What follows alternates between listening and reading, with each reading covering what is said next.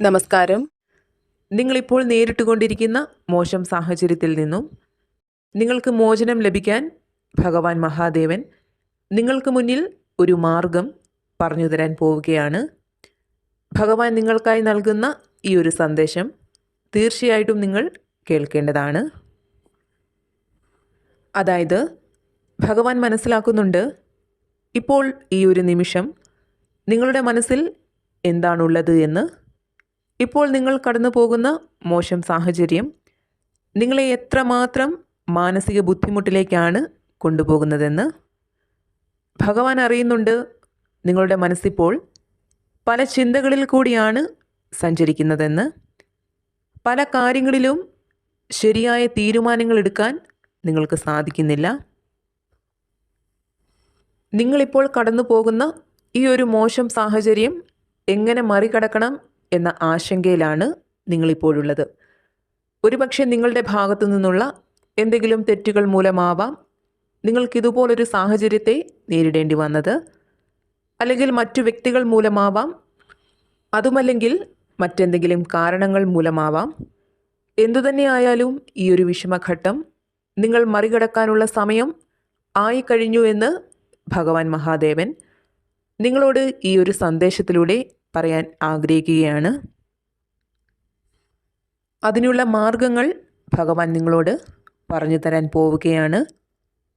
ഒരുപക്ഷെ നിങ്ങൾ ഒരു ധൈര്യശാലിയായ വ്യക്തിയാവാം, നല്ല മനോബലമുള്ള വ്യക്തിയാവാം. എന്നാൽ സാഹചര്യങ്ങൾ നിങ്ങളെ വല്ലാതെ തളർത്തുന്നു, നിങ്ങളുടെ മനോബലം നഷ്ടപ്പെടുത്തുന്നു. ഏത് പ്രതിസന്ധി ഘട്ടത്തെയും ധൈര്യത്തോടെ തരണം ചെയ്യണമെന്ന് നിങ്ങൾ എത്ര തീരുമാനിച്ചാലും കാര്യത്തോട് അടുത്ത് കഴിയുമ്പോൾ നിങ്ങളുടെ മനോബലം നിങ്ങൾക്ക് നഷ്ടമാകുന്നു. നിങ്ങളുടെ ധൈര്യം കുറഞ്ഞു കുറഞ്ഞ് വരുന്നു. എന്നാൽ ഭഗവാൻ ഈ ഒരു അവസ്ഥയിൽ നിന്ന് നിങ്ങളെ കൈപിടിച്ചുയർത്താൻ പോവുകയാണ്. ഭഗവാൻ നിങ്ങളോട് പറയുകയാണ്, മനസ്സ് എത്ര തളർന്നാലും ഒരിക്കലും പ്രതീക്ഷ കൈവിടാതിരിക്കുക.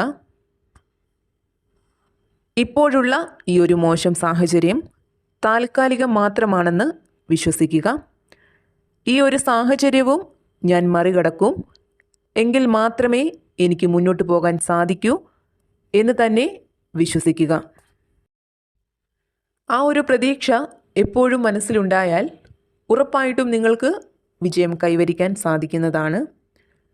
ഭഗവാൻ കൂടെയുണ്ട് എന്ന് തന്നെ വിശ്വസിച്ച് ഏത് മോശം സാഹചര്യത്തിൽ നിന്നും ഭഗവാൻ നിങ്ങളെ സംരക്ഷിക്കും എന്ന് തന്നെ വിശ്വസിച്ച് മുന്നോട്ട് പോവുക. മനോബലം വീണ്ടെടുക്കുക. ഉറപ്പായിട്ടും ഇപ്പോൾ നിങ്ങൾ കടന്നു പോകുന്ന ഈ ഒരു മോശം സാഹചര്യങ്ങളിൽ നിന്ന് ഉടൻ തന്നെ ഭഗവാൻ നിങ്ങൾക്ക് മോചനം നൽകുന്നതാണ്. അതുപോലെ നിങ്ങൾ വളരെ നല്ല ഒരു വ്യക്തിയാണ്. അതുകൊണ്ട് തന്നെ ഇപ്പോൾ നിങ്ങളുടെ മനസ്സിലുള്ള ആശങ്കകളിൽ നിന്ന് നിങ്ങൾ സ്വയം മുക്തരാകേണ്ടതാണ്. ഇപ്പോൾ നിങ്ങൾ ഏത് കാര്യത്തിനു വേണ്ടിയാണോ പരിശ്രമിക്കുന്നത്, ആ ഒരു പരിശ്രമം തുടർന്നുകൊണ്ടേയിരിക്കുക. വിജയം നിങ്ങൾക്ക് പ്രാപ്തമാകുന്നതാണ്. ഭഗവാൻ നിങ്ങളുടെ ജീവിതത്തിലെ എല്ലാ കാര്യങ്ങളും നേരെയാക്കുന്നതാണ്. ഭഗവാനിൽ വിശ്വസിക്കുക. ഭഗവാൻ ഒരിക്കലും നിങ്ങളെ കൈവിടില്ല.